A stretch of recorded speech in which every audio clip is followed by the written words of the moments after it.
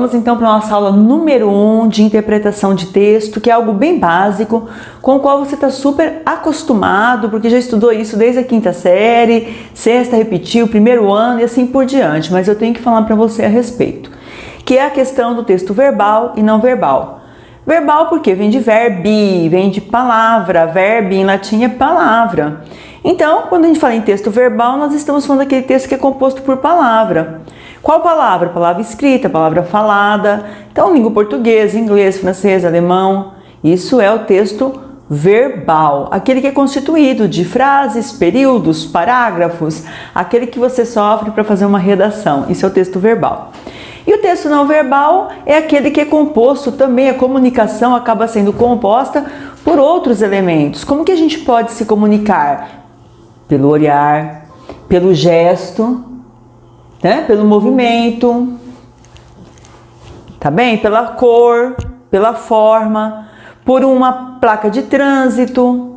Nós podemos nos comunicar com um outdoor, que não está escrito exatamente nada, mas que transmite uma ideia. Às vezes eu passo aí pela cidade e tá lá, né? Aqueles outdoors com modelos assim seminus, aquele jeito de olhar. E na capa, assim, na calça ou aqui na camiseta tá escrito lá uma marca famosa. Não tem nada escrito em termos de palavras, tipo compre, pesquise. Tá apenas uma imagem e essa imagem vem mostrar algo, vem comunicar algo.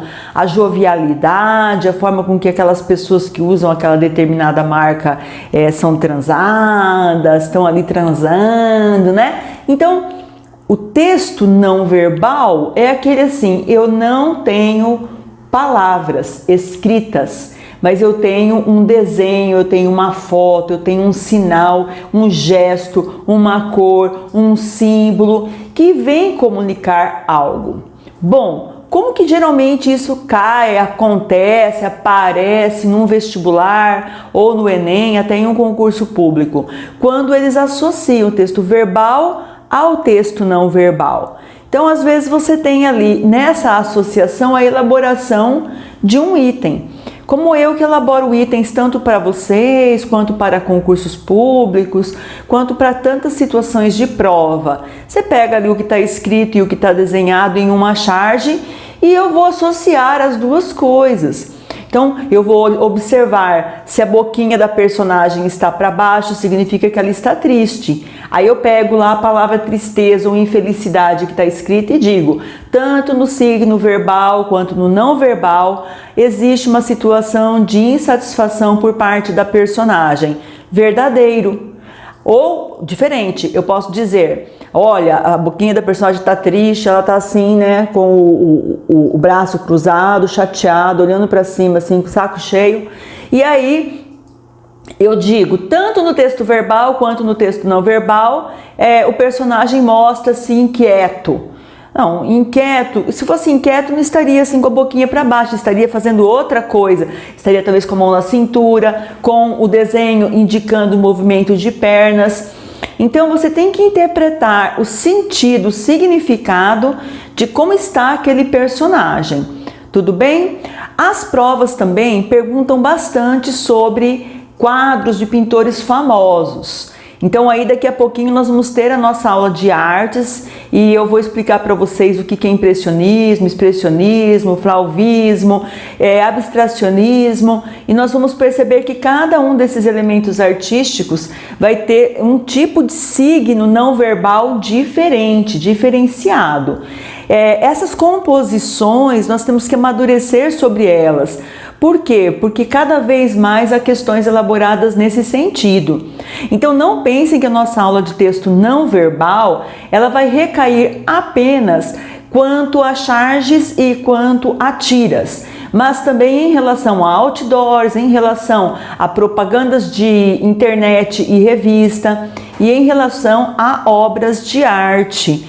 Tudo isso envolve o não verbal, é a forma com que a mensagem constituiu um texto, nesse caso um texto visual, um texto de apelo visual. Uma partitura de uma música é um texto não verbal, porque não tem nada escrito ali, tem símbolos. Uma aula de matemática, uma aula em que se usam símbolos da física, símbolos da química. Isso é um texto não verbal. Uma placa de trânsito, texto não verbal. Uma enfermeira indicando silêncio, texto não verbal. Então, se nós observarmos bem, nosso mundo todo, ele gira em torno desses signos não verbais. O problema é que muitas vezes nós estamos tão acostumados com o não verbal que nós nos esquecemos de ver a parte verbal. Eu vejo muito isso no Instagram. Você curte as fotos sem às vezes olhar o que está escrito no texto, o que aquela foto está significando para a pessoa, né?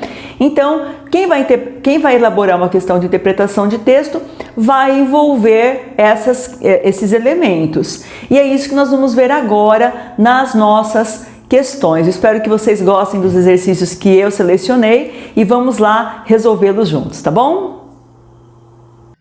Vamos então à questão número 1 e vou já adiantar que é uma questão polêmica com mudança de gabarito por parte do Enem, inclusive, tá, pessoal? Então, nós temos aqui um cartão de informações. Quando a gente fazia concurso vestibular antigamente, ele vinha com picote. Então, na letra estava lá a letra A vinha dentro de um picotinho. Então, eu pegava a caneta, dava um furinho aqui assim, e a pessoa colocava esse cartão numa leitora e tinha lá quantas questões eu havia acertado. Era uma forma, assim, de armazenamento de dados. Depois, eu vim aqui com um disquete, uma forma mais rudimentar, e mais à frente ainda um CD e depois o pendrive. Notem que, paralelo a isso, eu tenho aqui um homem que se parece mais com um macaco, tanto por conta da sua postura, quanto também pela tanto de pelo no corpo, né? Aqui mais à frente um homem mais ereto, mas ainda com pelos.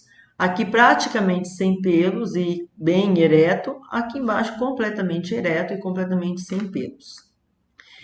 Nós temos então um acompanhamento, é como se o autor quisesse nos mostrar que assim como, né, o ser humano evoluiu, a tecnologia também evoluiu. Depois vamos fazer uma ressalva quanto a esse aspecto. No último quadrinho, o que acontece? Todas essas tecnologias estão olhando espantadas, assustadas, e aqui está a marca desse espanto, né? Para a tecnologia em nuvem. E nós temos aí também esse homenzinho pendurado. Bom, para mim e para muitos alunos, nenhuma das alternativas corresponde à verdade. Principalmente porque ele fala assim, olha, certos dispositivos eletrônicos, e é sobre isso que nós vamos ter que falar, foram criados no decorrer da história. E para tanto, para apresentar esses dispositivos, o autor destacou o quê?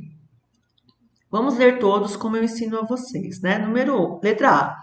Alienação provocada pelo uso excessivo da tecnologia das sociedades urbanas contemporâneas. Letra B. Para destacar o estágio mais recente da evolução tecnológica para o armazenamento de dados digitais. Letra C, os diferentes tipos de dispositivos usados atualmente, o desperdício de matéria-prima proveniente da indústria tecnológica e a comparação entre evolução humana e tecnológica. Então, o que aconteceu? Nós podemos cortar, obviamente, qual? A letra C. Muito rapidamente, porque ela não está mostrando atualmente, mecanismos atuais. Está mostrando mecanismos do passado. Posso cortar também rapidamente a letra D de dado, porque não está se mostrando desperdício. Para ter desperdício, eu teria que ter assim um monte, um aglomeradão desses elementos jogados fora, sem uso, né? Não. Sobre protesto dos mais veementes dos meus alunos, eu cortaria a letra E. Entretanto, eles querem que seja a letra E a resposta, porque ele fala que é uma comparação. E aí eu tive que explicar para eles, então, que eles não entenderam a palavra comparação. Para a revolta dos meus alunos, também não é a letra E, viu, gente? Pelo seguinte, ó, é verdade, ele mostra que a evolução humana e mostra aqui no outro eixo a evolução tecnológica. Agora a letra E fala assim, comparação entre a evolução humana e tecnológica. Eu não estou comparando as duas. Eu estou mostrando que ambas passaram por uma evolução, mas eu não estou comparando as duas. Então não tem como colocar a letra E. Bem, De início, o MEC havia marcado como resposta correta a letra A. Depois eles mudaram para a letra B. Para mim, nenhuma nem outra está correta. Por quê? Aqui não se prova que é uma sociedade urbana, eu estaria extrapolando esse sentido, tá? Por que seria só urbana? Inclusive, não tem marca nenhuma urbana aqui, né? Eu tenho uma marca no chão, não se sabe se é urbano ou não urbano. O estágio mais recente da evolução tecnológica para o armazenamento de dados, ele só mostra isso uma única vez? Como que ele está destacando? Que destaque seria esse? Tá? Então, para mim, nem se prova alienação, nem se tem sociedades urbanas, nem tão somente se mostra estágio mais recente da evolução tecnológica. Por quê? Porque ele está mostrando todos os processos. Ele repete, inclusive, mostra 2 vezes esse, mostra 2 vezes esse, 2 vezes esse, 2 vezes esse e apenas uma vez esse. Então, que destaque é esse em que eu apenas mostro uma única vez? Então, é uma questão complexa. Su, por que você colocou essa questão? Porque são tipos de questões que nós não devemos perder tempo no Enem, tá bom? Hoje, se você olhar para o gabarito que eles fizeram, o que aconteceu? Cada prova, essa questão tinha uma resposta. No gabarito da cinza estava a letra A, no gabarito da azul estava a letra B, no gabarito da branca estava como letra A. Então, depois eles uniformizaram e colocaram letra B como resposta. Mas, para mim, a questão não tem uma resposta plausível. Vamos então para a questão número 2. A questão número 2 não trata do texto que nós acabamos de analisar, é uma questão aleatória. Nela, nós vamos verificar que quem elaborou está trabalhando com 2 aspectos: a diferença de texto verbal e não verbal e a diferença entre texto formal e informal. Então, vamos lembrar que o texto formal é aquele em que há o vocabulário mais elaborado, como deve ser a sua dissertação do Enem, um vocabulário mais elaborado, sem abreviações, sem gírias, sem regionalismo, sem marcas de época, entendem? Então, a questão vai avaliar isso. Vamos para a letra A. A linguagem verbal e não verbal compõem, né, são 2 modalidades de comunicação que nunca são empregadas juntas. Não, mentira, esse nunca aqui está errado. Uma propaganda, por exemplo, em que você vai verificar ali que existe a parte escrita e uma foto, por exemplo, é um texto que está congregando a parte verbal e a não verbal. Uma propaganda de televisão, você tem a imagem, a pessoa que fala e ainda texto que aparece. Então, você está juntando o texto verbal e não verbal. Letra B. A linguagem verbal representa a linguagem formal, enquanto a linguagem não verbal é representada pela linguagem informal. Não, de forma alguma. Eu não tenho essa relação. Eu posso ter um texto formal com imagens e eu posso ter um texto informal com imagens, tanto faz. Então, essa relação aqui também está indevida, está incorreta. Então, nem a letra A, nem a letra B nós vamos poder colocar como verdadeiras. Letra C. A linguagem não verbal pode ser realizada... Letra C. A linguagem verbal é sempre culta e segue os padrões da gramática da língua. Mesma coisa também, se sempre, igual aquele nunca lá em cima, cuidado com essas palavras que são totalizadoras. Geralmente, elas deixam o item errado, tá? Letra D. A linguagem não verbal não pode ser realizada nem com a fala, nem com a escrita. Letra E. A linguagem verbal também pode ser chamada de linguagem mista, pois utiliza diversas variantes da língua. E agora, qual que é a nossa correta? A linguagem não verbal não pode ser realizada nem com a fala, nem com a escrita. É essa que é a verdadeira? Com certeza, tá? Por quê? Porque é isso mesmo, a linguagem não verbal, eu posso até traduzir posteriormente. Eu posso até dizer para alguém, a foto que eu estou vendo é de um pôr do sol. Eu posso traduzir posteriormente, mas quando eu faço essa tradução, eu estou usando a linguagem verbal. Por isso que está escrito aí, a linguagem não verbal não pode ser realizada nem com a fala, nem com a escrita. Por quê? Porque ela depende totalmente de quem vai ver. Eu repito, eu posso até tentar traduzir para quem não está vendo, mas essa tradução vai ser muito subjetiva, né? Eu não vou conseguir traduzir exatamente o que se vê, porque a visão é essa parte do ser humano, né? Até dos animais, que consegue traduzir a coisa em si numa determinada perspectiva. E olha que às vezes a gente vê a mesma cena e a gente consegue interpretar de forma diferente. Então, realmente a letra D, a nossa resposta. O que está errado na letra A e? A linguagem verbal também pode ser chamada linguagem mista, pois utiliza diversas variantes. Não, não tem nada de linguagem mista. Ela é verbal e ponto final. É esse o nome que se dá a ela. Beleza? Tudo bem? Então tá bom. Outra questão problemática desse PPL foi essa questão número 3, que para mim também não tem uma resposta plausível. Tem a resposta que o MEC deu posteriormente. Mudou o gabarito também, não só dessa prova, né? Porque a prova normal mudou gabarito, a prova digital teve mudança e cancelamento de questão, então foi uma grande festa, na verdade. Então, veja só, nós temos aí o texto verbal, que é não, criança não namora, é preciso dar um basta à sexualização infantil. E temos duas crianças, onde elas estão sentadas, olha, como se fosse aqui uma escada, né? Elas subiram em um telhado. Notem como aqui eu tenho até uma...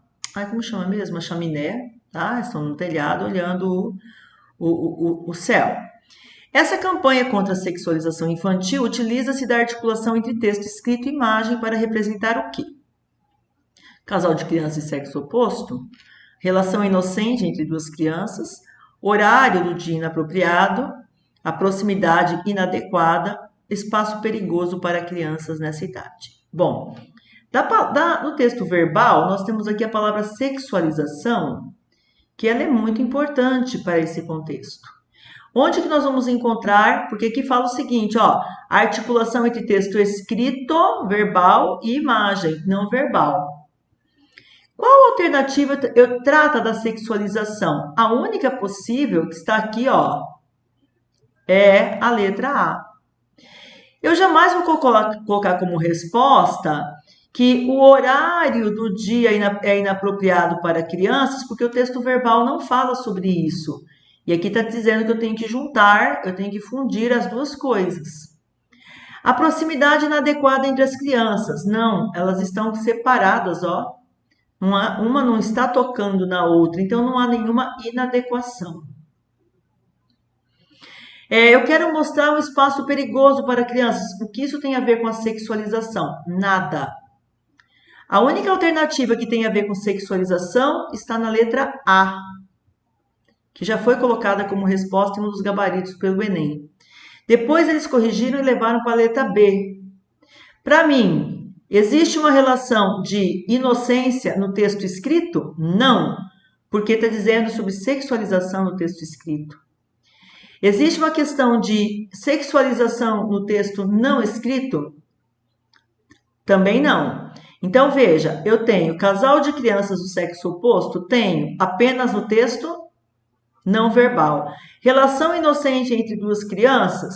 Eu tenho isso apenas no texto não verbal. E não tenho, portanto, essa articulação que está sendo requisitada aqui. A letra A e a letra B são igualmente corretas quando eu penso em texto não verbal. Quando eu penso em texto verbal, eu ainda posso pensar aqui na palavra sexualização e sexo oposto. Mesmo assim, qual a relação disso com o contexto total aqui da casal de crianças de sexo oposto? Isso mostraria que é para não haver a frase criança não namora? Gente, muito confusa. É por isso que eles ficaram migrando de uma resposta para outra, para enfim considerar a letra B como verdadeira.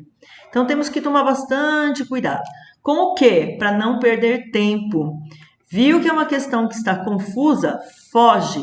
Vai para a próxima e é o que nós vamos fazer agora na questão número 4.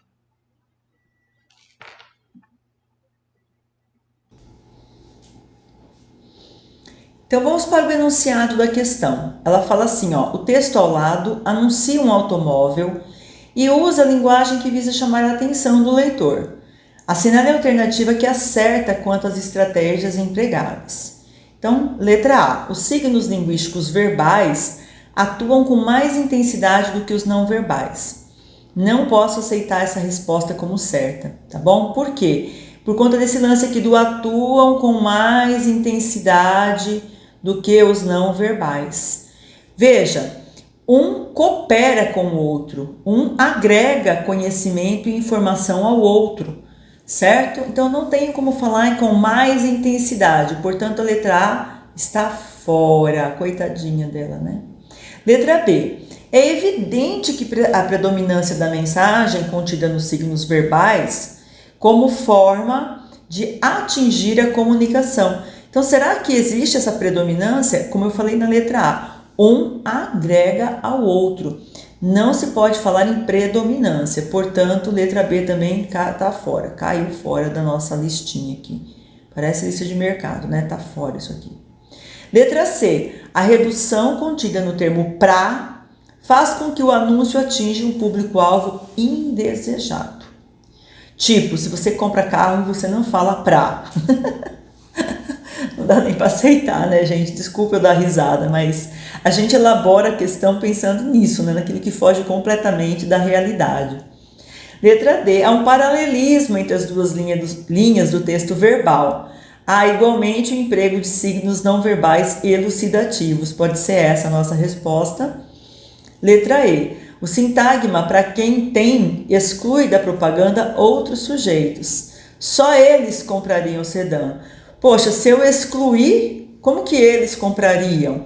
Então, a letra E tem uma incoerência enorme, tem uma ilogicidade, né? Na verdade, não posso aceitá-la como resposta. E aí pergunto a vocês, a nossa resposta é letra C ou letra D? E, claro, letra D de dado, uma questão fácil, né? É um paralelismo. O que é esse paralelismo? Pra e pra, quem e quem, tem e tem, substantivos, substantivos, né? Dois pontos, uma palavra só. É uma estrutura que se repete, embora com alguns signos verbais que venham ser diferentes, como ali, histórias para contar, filhos ouvindo essas histórias. Esportivo, sedã, mas você percebe que existe uma mesma estrutura, isso que é paralelismo, e realmente houve emprego de signos não verbais elucidativos. Como assim elucidativos? Eu tenho aqui o carro, eu tenho aqui o volante do carro, eu tenho uma mãe feliz porque está carregando os filhos, ou contando história para os filhos, ou fazendo uma aventura, né? Então nós temos aí realmente signos não verbais que são elucidativos, tá bom? Fácil essa questão, não é, gente? A questão número 5, que é do Enem de 2019, eu tenho a impressão até que nós já fizemos essa questão aqui no curso. Ela coloca aí, né, um par de tênis velhos, bem sujos, e fala assim, vamos calçar os sapatos dos refugiados e dar o primeiro passo para entender sua situação. E aí vocês veem que temos aí a Prefeitura de São Paulo, metrô, alguns organismos da ONU, que fazem parte da ONU, apoiando a campanha, tá bom?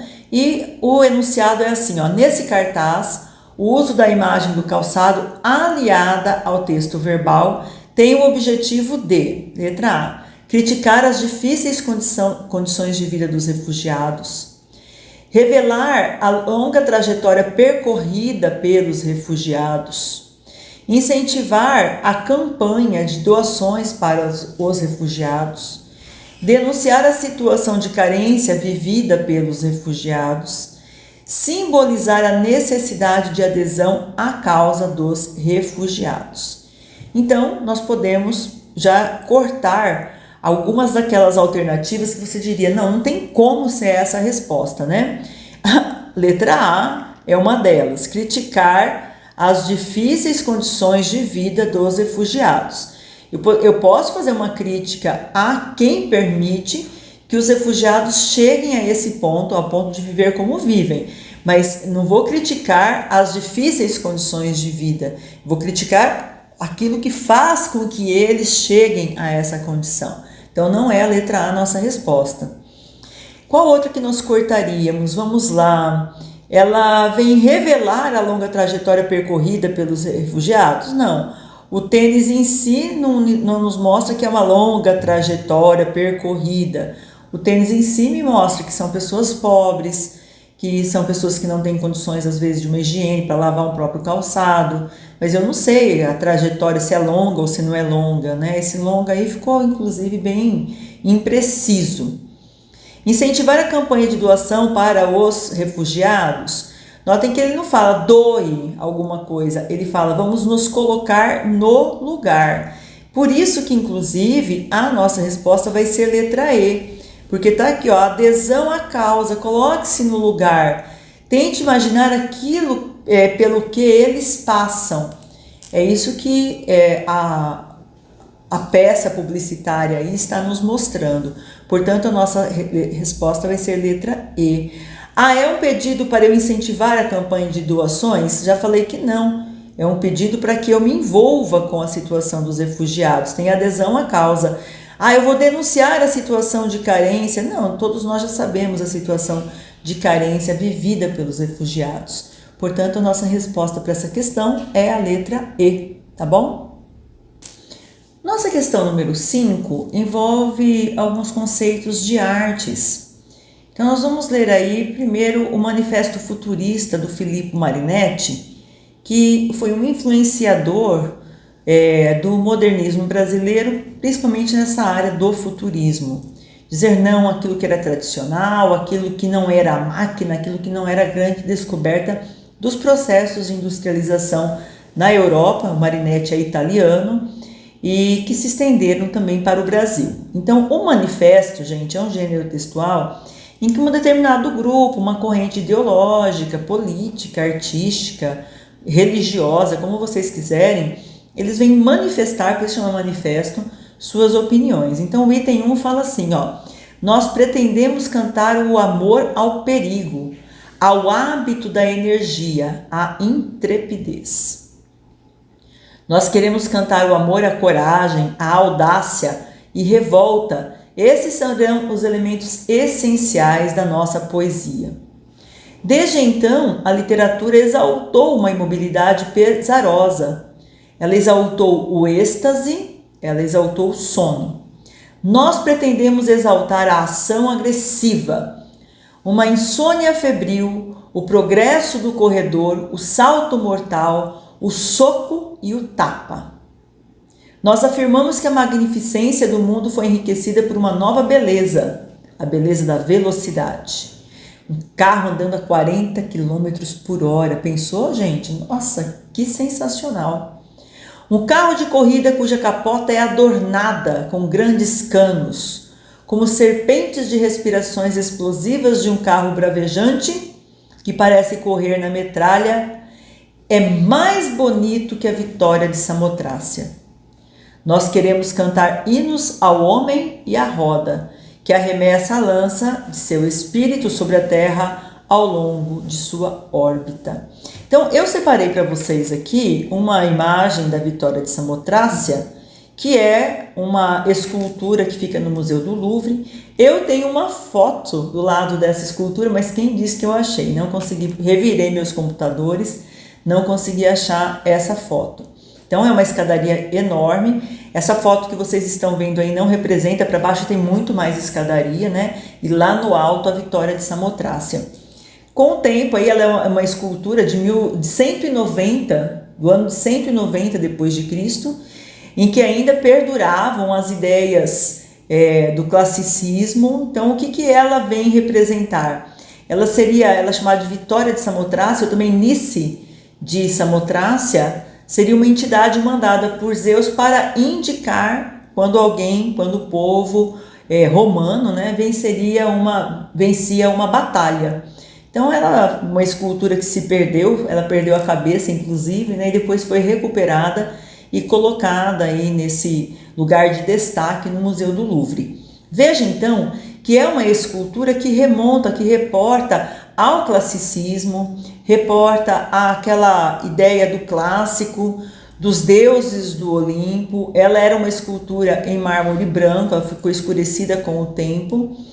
Então notem que quando ele fala que o carro, que a velocidade da máquina é melhor que a Vitória de Samotrácia, é muito mais bonito que a Vitória de Samotrácia, na verdade o que ele quer fazer? Ele quer demonstrar um desapego àquilo que fazia parte do passado, tá bem? Coitadinho, e o alvo dele foi uma escultura muito festejada, muito admirada por toda a humanidade.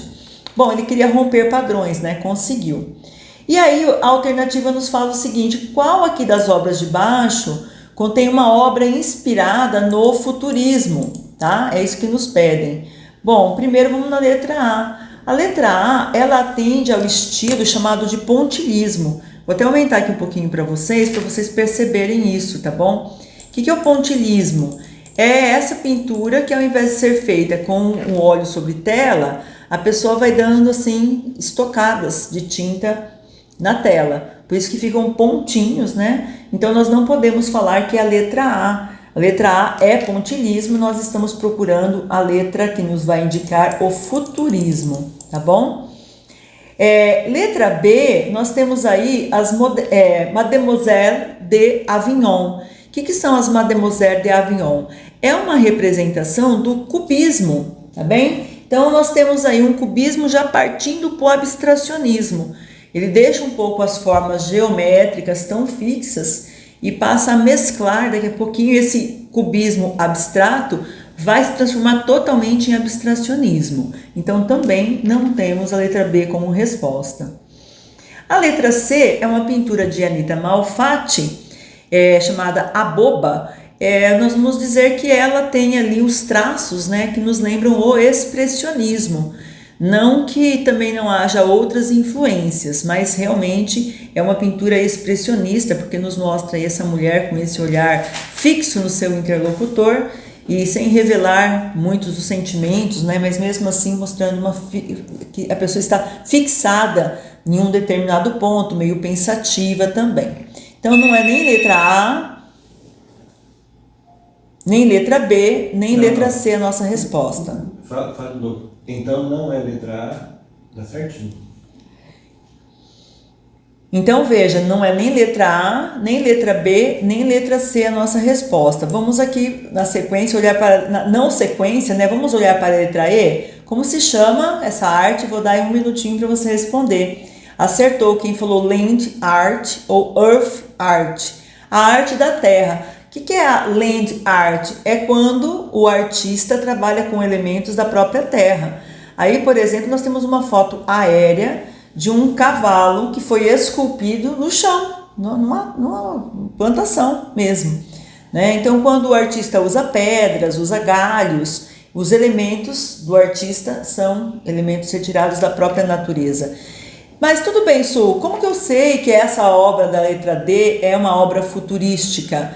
Porque nós temos aí, gente, lembra que ele fala, eu quero a flecha, eu quero o arco, eu quero a velocidade. Sempre que nós tivermos um desenho, deixa eu aumentar um pouquinho aqui para vocês terem essa noção.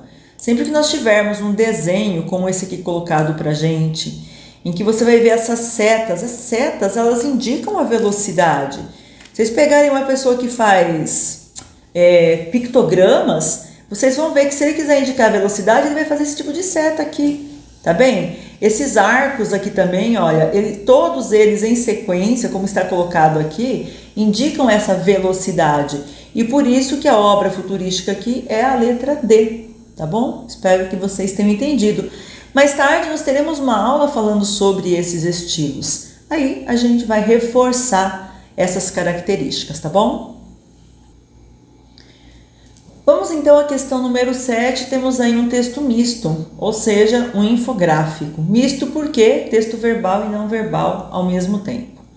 E o primeiro texto que vai aparecer ali à nossa esquerda em cima fala assim: quanto se gasta de água por dia? 50 litros por dia é a quantidade ideal de água potável para o bem-estar e a higiene de uma pessoa, mas consumimos mais. Então o que ele vai nos mostrar? Canadenses consomem aí 600 litros por dia por pessoa. Norte-americanos, 350 litros. Japoneses, 350 litros. Idem. O europeu, 200 litros. O brasileiro, 187 litros. E os africanos ou região subsaariana, até 20 litros. Então, nós temos aí 1 bilhão de pessoas, 1,100, que vivem sem água potável. Aqui no Brasil a gente tem muita campanha de informação que leva a uma mudança de comportamento para evitar gastar tanta água, não é verdade? Na parte à direita nós temos assim, fazendo economia. Simulação de consumo moderado de água para uma pessoa em um apartamento. Então ele coloca ali várias situações, né? Lavar as mãos 4 vezes ao dia, gasta 3,2 litros de água, água potável para beber todos os dias, 2 litros, para escovar os dentes 3 vezes ao dia, 2 litros. Vai ter gente aí que vai dizer, eu escovo só uma vez para economizar água. Não, você está querendo economizar a higiene mesmo. 24 litros para tomar banho e uma descarga dessas que são acopladas gastam 18 litros de água se você a utilizar 3 vezes ao dia. Então ele mostra aí, né, uma simulação de consumo em um apartamento, dizendo que se fizéssemos, né, se fizermos assim, nós gastaríamos aí realmente menos de 50 litros de água por pessoa ao dia, tá bom? Que seria o indicado. E aí vem a questão 7. O infográfico é um exemplo de linguagem mista, pois comunica de maneira formal e culta sobre algum tema. De novo, é uma questão que vem nos confundir vem tentar nos confundir, né? Não vai confundir nada, vem tentar nos confundir em relação à teoria textual, querendo dizer assim, olha, o texto que é misto, ele não tem linguagem formal. Então eu tenho que olhar caso a caso. Será que nesse texto tem formalidade ou tem um texto mais informal? Letra B. Usa sempre gráficos para comparar conceitos e ideias. Utiliza comunicação verbal e não verbal para apresentar um tema. Letra D. É composto por diversas figuras que auxiliam o entendimento de conceitos. É sempre acompanhado de um documento explicativo com a linguagem verbal. Então vamos lá. O que caracteriza o infográfico? Qual dessas letras você cortaria? Qual dessas letras você diria assim, não, essa não pode ser a resposta. Então, da minha parte, nós cortaríamos a letra A. Comunica de maneira formal, porque não é um texto formal, é um texto composto de frases curtas, né? Se eu não me engano, deixa eu ver uma coisa aqui no texto. Não, ele não fala você, ele não se dirige ao leitor, né? Mas ele usa uma estrutura interrogativa sem interrogação.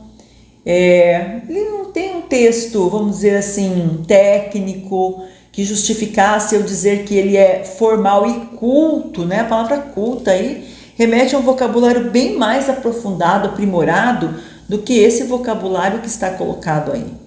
Letra B. O infográfico usa sempre gráficos para comparar conceitos e ideias? Não. Aqui a presença de gráfico, ele está falando disso aqui, Isso aqui é a presença de gráfico, tá? Ele poderia ter um infográfico que tivesse apenas esses desenhos como aqui de baixo. Nós temos vários assim. Então, a letra B também está errada. A letra A está errada, a letra B também está errada. Qual outra você cortaria? Eu cortaria a letra D por conta da palavra conceitos. Nenhum conceito está sendo colocado aqui. Nós estamos, ao contrário, mostrando práticas e não conceitos. E entre a letra C e a letra E, qual seria a resposta para você? Eu espero que você coloque letra C como resposta, porque na E o infográfico não vem sempre acompanhado de um documento explicativo. Geralmente ele vem sem documento explicativo, porque ele é autoexplicativo. Então a nossa resposta é letra C. Utiliza a comunicação verbal, é a parte escrita, né, e não verbal para apresentar um tema. No caso aqui, o tema é o consumo de água, letra C, portanto, tá bom? Pensou assim, que legal se cair um tema de redação sobre água e você tiver esses dados todos aí para colocar? Eu já decorei quais são eles, tá bom? O povo que mais gasta água é o canadense, 600 litros por dia. Então, por pessoa, né? Depois você tem aí Japão, Estados Unidos, né? Os norte-americanos com 350 litros. Então é legal a gente guardar esses dados para usar nas nossas dissertações, tá bom? Questão número 8 vem com um texto verbal e não verbal, de novo, né? Olha que bonito ali, eu tenho uma mão de uma pessoa negra e a mão de uma pessoa branca, juntando metade de uma, metade da outra, não metade da mão, né? Metade da forma do coração de um, metade da forma do coração de outro, formamos aí a imagem do coração. Essa forma carinhosa de fazer o coração assim, ela é usada em momentos especiais, momentos em que alguém faz uma coisa legal, algo elogiável, algo que nos emociona. Então, nós já temos essa informação cultural desse gesto. Aí vem o texto verbal, doe sangue. Olha esse doe, verbo no imperativo. E ainda ele coloca o advérbio, regularmente. Com a nossa união, uma pessoa e a outra pessoa formando o coraçãozinho, a vida se completa. E aí vem os carimbos de quem elaborou o texto, né? No caso, SUS, Ministério da Saúde, Governo Federal, Pátria Amada Brasil. Lá em cima nós temos o Disque Saúde, número 136. Então, todos esses elementos se mesclando entre texto verbal e texto não verbal. E vem a questão número 8. Deixa eu diminuir aqui para a gente ter a questão por inteiro, né? Olha lá. Assinale a alternativa em que todos os traços da linguagem verbal foram bem relacionados com a parte não verbal. Então, temos letra A. O termo regularmente, que é o advérbio que foi colocado mais abaixo do doe sangue, né? Atua como um elemento de ênfase ao expresso no imperativo doe. Letra B. O símbolo formado pela união das mãos remete ao termo vida. O imperativo gera um ruído que impede um contato maior com o leitor. Foi usado 2 vezes. A assinatura do panfleto desencadeia uma interpretação restritiva do conteúdo da peça. O texto tem um forte apelo para a conscientização contra o racismo. Qual letra nós cortaríamos? Misericórdia, letra E, por favor, né? Por quê? Porque o texto não vem falar nada contra racismo, a favor de racismo. Ele coloca 2 pessoas de raças diferentes para mostrar que tem que ter união entre todas as pessoas no momento de doar o sangue. E acabou.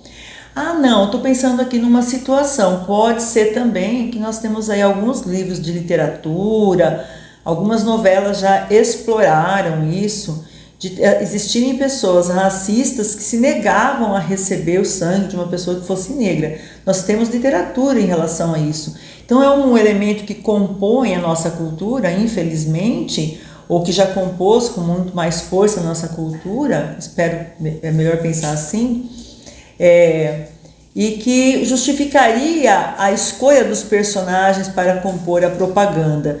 Mas enfim, a propaganda em si não vem falar diretamente sobre racismo, por isso não dá para a gente colocar a letra E como resposta.